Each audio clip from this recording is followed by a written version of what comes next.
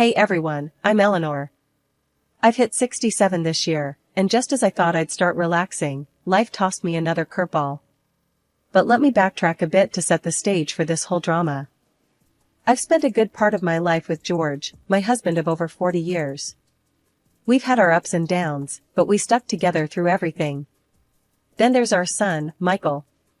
He's been the light of our life. Ever since he was a little boy, scribbling on the walls with crayons, we knew he had something special. Despite knowing the starving artist cliché, we never stopped him from chasing his dream to paint. It wasn't easy, mind you. Money was tight, and the uncertainty of his next paycheck was always looming over us. When Michael turned 30 last year, he dropped the news he was getting hitched to Lucy, his girlfriend of just about a year. We were thrilled, honestly. Lucy seemed nice enough, quiet but polite, and she made our boy happy. That was good enough for us. We went all out for the wedding to give them a day to remember. The first hint of trouble came subtle as a sledgehammer. Lucy had her heart set on a ridiculously expensive wedding dress, something that screamed more demand than request. "Eleanor, I just found the perfect dress," she'd said, flashing her phone with a picture of a designer gown that cost more than what we spent on our first car. "Lucy, honey, that's a bit steep, isn't it?" I tried to keep my voice light, but my stomach was doing somersaults. "It's my special day, Eleanor. I want to look stunning. You understand, right?" Her tone wasn't mean, but there was a sharpness there that you couldn't ignore. So, I caved. "All right, we'll figure something out." And we did. It set us back a pretty penny, but the look on Michael's face when he saw her in that gown, I told myself it was worth it. After the wedding, we helped them get settled into a cozy apartment downtown. Rents aren't cheap, but we didn't want them starting their married life in some dingy hole in the wall. I remember that morning clearly. The sun was shining, but not too hot, a perfect spring day. George and I were in the middle of enjoying our second cup of coffee when Michael called. He sounded more excited than usual, and I knew immediately something big was up. "Mom, Lucy and I have some news," Michael blurted out before I even had a chance to say a proper hello. "What's the good word, son?" I asked, my heart starting to race a bit. George put down his newspaper, giving me a look that said he was thinking the same thing I was. "We're going to have a baby," Michael announced. You could hear the smile in his voice. It was one of those moments that just fills a room with joy, even through a phone line. "Oh, Michael. That's wonderful news," I exclaimed. George was grinning from ear to ear, nodding in agreement as if Michael could see him. "Thanks, Mom. We wanted you to know first. We're telling Lucy's parents tonight." I turned to George, mouthing, "We're going to be grandparents." And he just chuckled, shaking his head in happy disbelief. That afternoon, I decided to visit Michael and Lucy to congratulate them in person and maybe talk about how we could help out. When I got there, Lucy was sitting on the couch, looking a bit pale but happy. "Congratulations, dear," I said, giving her a gentle hug. "You okay? You look a bit tired." "Thanks, Eleanor. Yeah, just a bit of morning sickness, nothing major," Lucy replied, managing a small smile. "That's normal, honey. Anything you need, just let me know," I offered, feeling that rush of excitement about being a grandma. "Actually, since you mentioned it," Lucy started, hesitating a bit. "I was wondering if you could help out around here sometimes? With the baby coming, things are going to get a bit hectic." "Of course, dear. You know I'm here for whatever you need. Cleaning, cooking, you name it," I said, eager to be involved. Lucy's response was a bit more direct than I anticipated.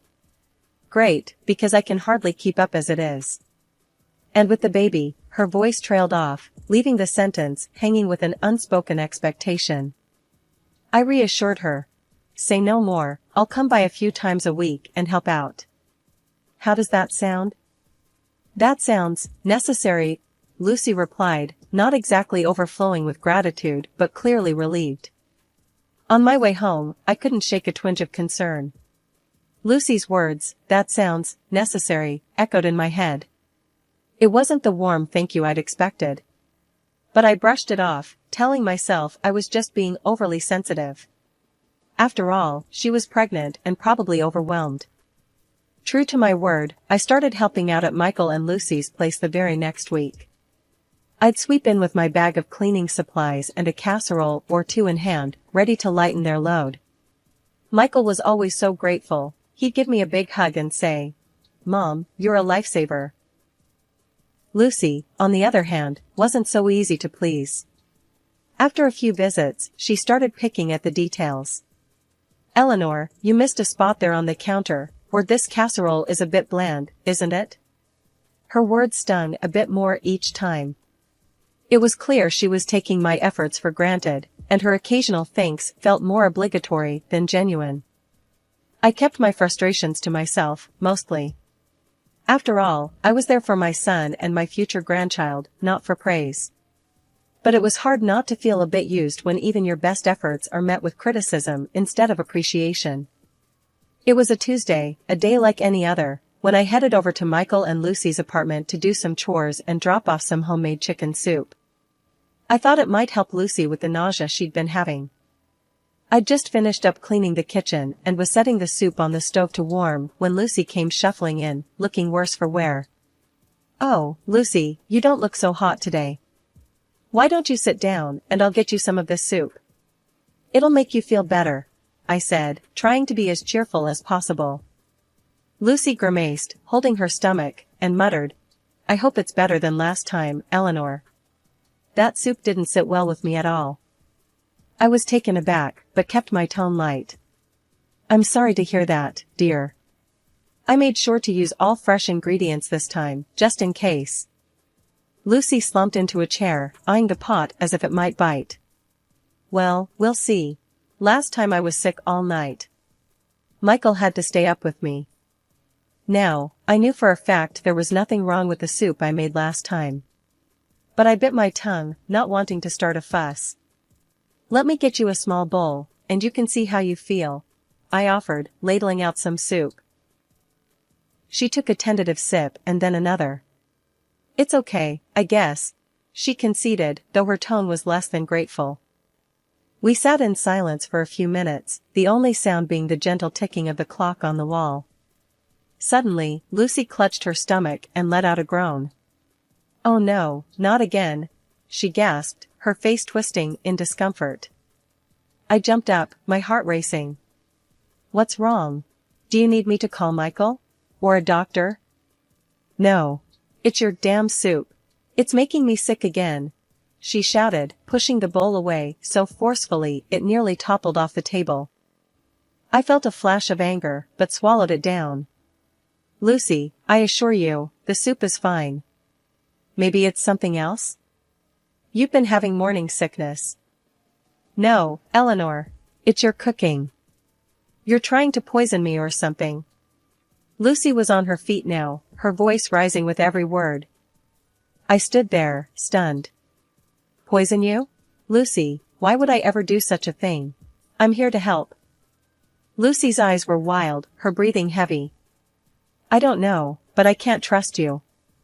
You and your old-fashioned ways, always meddling. I need you to leave. Now." I grabbed my purse and headed for the door, my mind reeling. As I walked down the hallway, tears stung my eyes.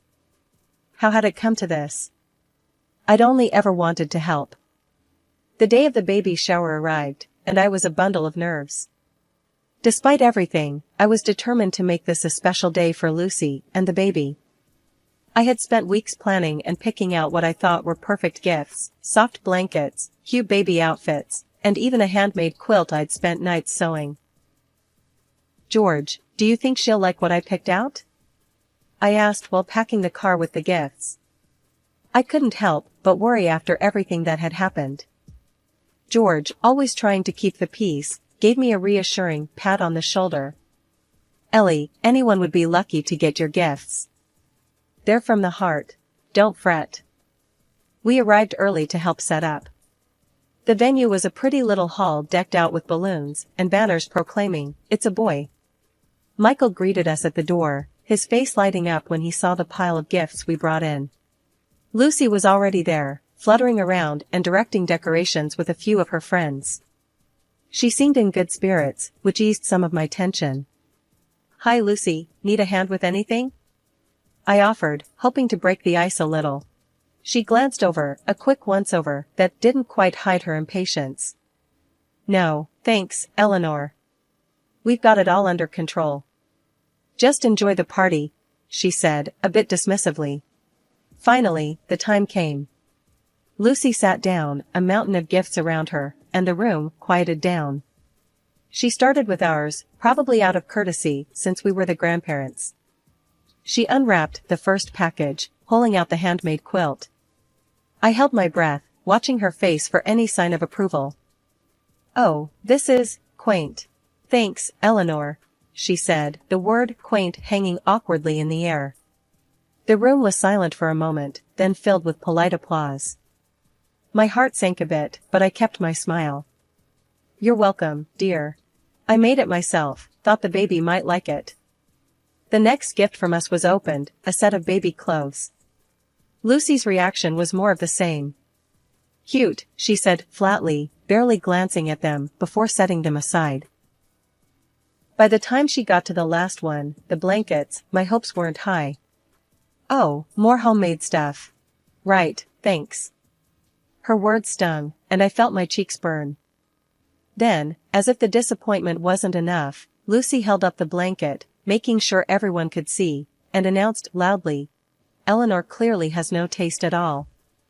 Next time, just give me the money to buy something nice." The room fell silent, and I felt every eye on me. The embarrassment burned hotter than a summer's day. I stood there, rooted to the spot, not sure how to respond. George was at my side in an instant, his arm around my shoulders. "Let's not let this spoil the day," he whispered, though I could hear the anger in his voice. I nodded, swallowing the lump in my throat. "Right, let's just get through this." As the party continued, I felt like a ghost, barely there. Michael came over later, looking embarrassed. "Mom, I'm really sorry about that. Lucy's, well, she's got her own way of doing things." I forced a smile, though it felt more like a grimace. "It's okay, Michael. Let's just focus on the baby." Even with all the tension, I kept going back to Michael and Lucy's apartment to help out. I couldn't just sit back knowing they might need me, even if every visit was harder than the last. It was one of those mornings when I brought back a heap of laundry, freshly washed and dried, ready to be put away. I was folding and sorting everything into the right drawers, trying to make things a bit easier for them. As I was tucking away the last of Lucy's blouses into her drawer, I didn't hear her come in. The door slammed, making me jump, and there she was, staring at me like I'd just robbed a bank. "What the hell, Eleanor? You think you can just dig through my things like it's nothing?" Her voice was sharp, and her eyes were blazing. I put the blouse down slowly, feeling the heat rise in my cheeks. "Lucy, I was just putting away the laundry. I thought I was helping." "Helping? By snooping around my personal stuff? That's not helping, that's crossing the line." She was shouting now, and I could hear the anger boiling over. I tried to keep calm, though it was getting harder. "I wasn't snooping, Lucy. I swear. I do this all the time. I just thought." "Well, you thought wrong. Stay out of my things, got it?" She cut me off, her words slicing through the little piece we had left. I backed off after that. But seeing how she lived started to eat at me. She'd stopped working, spent her days on the couch watching TV shows or shopping online for all sorts of things. One day, curious and a bit concerned, I asked, "Lucy, how are you affording all these new things?" She didn't even pause her scrolling. "Michael's doing really well, selling lots of his paintings online." "We're fine, Eleanor." "That's good to hear, but maybe think about saving some of that. For the baby's education or something?" Lucy laughed, a harsh sound that filled the room. "His education? Please, that's your family's issue. Michael's making good money because he's talented, not because of anything else. You guys owe me, big time, especially since I'm carrying your heir." Walking out of there that day, I felt heavier than I had in a long time. The drive home was a blur of green lights and honking cars, but I couldn't shake Lucy's words. When I got home, George could tell something was wrong. "What happened, Ellie?" he asked, concerned. I shook my head, weary to the bone. "It's Lucy. She thinks we owe her for having the baby. Like it's some kind of business transaction." George's face hardened, and he took my hand. "That's nonsense, Ellie. You know that, right? We don't owe her anything." I nodded, trying to muster a smile. "I know, but it doesn't feel great hearing that from your daughter-in-law." After the baby was born, I thought maybe things would start to look up, that maybe Lucy would settle into motherhood once she held her son. But it just didn't turn out that way. Lucy seemed more irritable than ever and didn't bother hiding it from anyone, not even me. One morning, not long after the baby came home, Lucy showed up at my doorstep, unannounced, with the baby in his carrier. "Eleanor, I need to catch up on some sleep. Can you watch him today? Maybe your place is quieter," she said, her voice edged with exhaustion. I was worried but agreed. "Of course, Lucy. Go get some rest. We'll be fine here." I thought maybe it was just new mother fatigue, but it became a pattern. Lucy would drop off her son at the slightest excuse, saying she needed to meet friends or just to have some me time. And when she was with him, it was as if she couldn't bear the responsibility. More than once, I arrived at their apartment to find the baby crying in the next room while Lucy lay on the couch, absorbed in some show, completely tuning him out. One day, the reality of the situation hit me harder than ever. I walked in as usual and heard the baby crying. I hurried to his room and what I saw stopped me dead. Lucy, standing over the crib, her face contorted in anger, slapped the baby. He wailed louder, and my heart broke. I rushed in and scooped him up, glaring at Lucy. "What are you doing? You can't treat a baby like that." Lucy sneered at me. "Oh, please. It was just a light tap. He needs to learn to stop crying over nothing." That night, I talked to George and Michael, my voice thick with worry. "We need to do something. This isn't normal behavior. Lucy might be struggling with something serious." Michael looked defeated, the lines deepening around his eyes. "I know, Mom. I thought it was just stress, but this is too much." We decided together that Lucy needed professional help. We even found a psychologist and made an appointment, but Lucy refused to go. She claimed she was perfectly healthy and accused me of trying to turn Michael and the family against her. "It's nothing personal, Lucy," I tried to explain one last time over the phone. "We're worried about you, and we just want what's best for you and the baby." Her voice was cold, clipped. "I told you, I'm fine. This is just you, Eleanor, always finding fault where there is none. You can't stand that I don't need your constant meddling." I was at a loss, feeling more alone in this fight than ever. I hung up the phone, my heart heavy. How do you help someone who doesn't want to be helped? How do you protect a child from his own mother's indifference? I needed to have a serious talk with Lucy. I knew it wasn't going to be an easy talk. After everything that had happened, things had reached a boiling point. I took a deep breath, prepared my phone to record the conversation, not to spy, but just in case I needed to remember what was said, or if things took a turn for the worse. "Lucy, we need to have a serious talk," I started, my voice steady. "It's about your responsibility as a mother and how you're handling things." Lucy rolled her eyes, clearly not in the mood. "Here we go again. What now, Eleanor? You going to lecture me on how to be a mom?" "It's not just about being a mom. It's about what's right for the baby.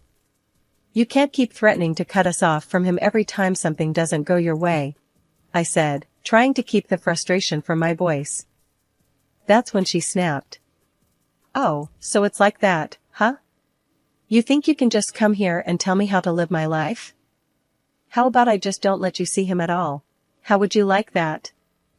Her words were sharp, and she pulled out her phone, dialing Michael. With tears in her voice, she began, "Michael, you need to hear this. Your mother just hit me and she tried to take your son away from me." My heart stopped. Lucy, that's not true. Why are you saying that? She ignored me, continuing her tearful tale to Michael. You need to do something, or me and the baby are leaving. You need to choose, Michael. It's me and your son or them. I was in shock, barely processing what was happening as I heard Michael's confused voice trying to calm things down, suggesting they talk later. Lucy hung up, a smug look on her face. See? You'll never see them again if you don't do what I say. Give me $100,000, or it's over. I was stunned into silence. This wasn't just a threat, it was outright blackmail. Before I could gather my thoughts, the baby started crying from the other room. Instead of tending to him, Lucy shouted at him to shut up and refused to change his diaper. That was it. The last straw. I couldn't take it anymore. This is wrong, Lucy. You can't do this. It's not right, I said, my voice quivering with anger and despair. Oh, just shut up and leave if you don't want to help, she snapped back. I left the apartment, my heart breaking with every step. What had just happened? How had things gotten so out of control? That evening, the phone rang. It was Michael, his voice heavy with sadness. Mom, I'm so sorry, but Lucy's made up her mind. She says it's best if you don't come around anymore. I don't know what else to do. In the background, I could hear Lucy's angry shouts, declaring they were cutting all ties with us. It felt like a nightmare. I hung up the phone, numb. If that's what they wanted, then maybe it was best to let them see the reality of their decisions on their own. I told myself that I had done everything I could. From that day, I stopped all financial support. No more paying for their apartment, no more money for groceries or baby care.